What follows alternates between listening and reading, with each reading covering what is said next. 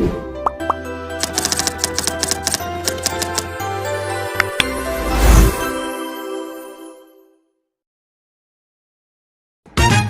teman-teman, kembali lagi dengan saya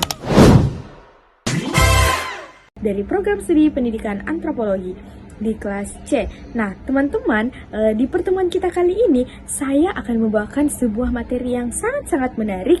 Judul materinya adalah Continence Evaluasi Model. Nah, Continence Evaluasi Model. Continence Evaluasi Model merupakan model pertama evaluasi kurikulum yang dikembangkan oleh STEC. Nah, STEC mendasarkan modelnya ini pada evaluasi formal. Evaluasi formal adalah evaluasi yang dilakukan oleh pihak luar yang tidak terlibat oleh evaluan. Nah, model confidence STEC ini terdiri dari dua matriks, yaitu matriks deskripsi dan matriks pertimbangan. Nah, matriks deskripsi dipisah menjadi dua kategori, yaitu kategori pertama dari matriks deskripsi pengembangan kurikulum atau program dalam konteks KTSP.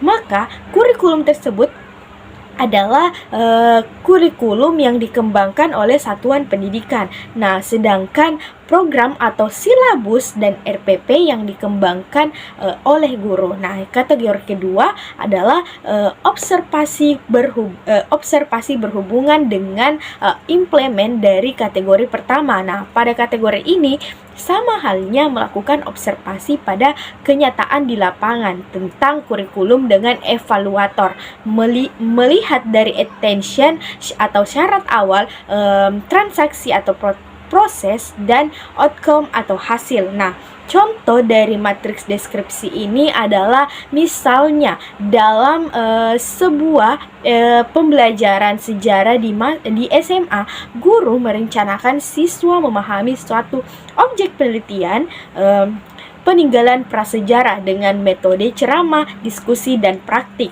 Nah, di mana prosesnya ini berjalan sesuai rencana. Nah, hasilnya sebagian besar guru mampu menjelaskan filosofi dari peninggalan benda prasejarah dan antusias siswa saat penelitian.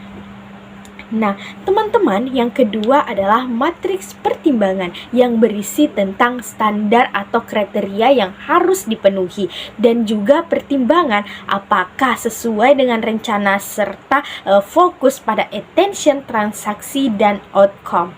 Nah, evaluatornya menilai apakah sesuai dengan rencana dengan pelaksanaan dan apakah hasil belajar sesuai dengan harapan. Nah, contoh dari matriks pertimbangan adalah misalnya tujuan penelitian dinilai tepat karena sesuai fokus kajian sejarah atau prasejarah.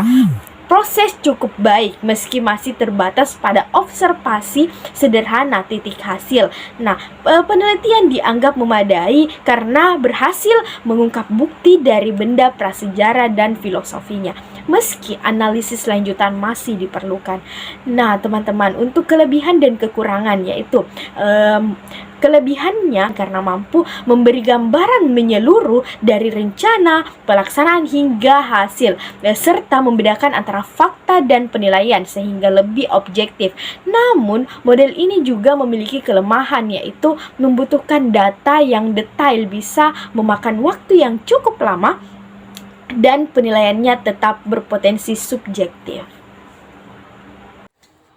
Kesimpulan dari model evaluasi continence ini yaitu model evaluasi continence ini dikembangkan oleh STEC, merupakan pendekatan evaluasi formal yang menekankan perbandingan atau rencana pelaksanaan dari hasil melalui dua matriks, yaitu deskriptif dan pertimbangan. Nah, kelebihan dari analisis yang rinci dan sistematis sehingga dapat menunjukkan kesesuaian antara tujuan, proses, dan pencapaian. Namun, objektivitasnya sangat bergantung pada kelengkapan data. Jika data tidak lengkap, evaluasi masih bisa dilakukan, tetapi harus disertai dengan catatan keterbatasan agar tidak bingung saat pengambilan keputusan. Nah, teman-teman, itulah tadi penjelasan saya terkait Continence evaluasi model. Nah, terima kasih telah menonton video ini. Jika ada pertanyaan, boleh dicantumkan dalam kolom komentar. Terima kasih.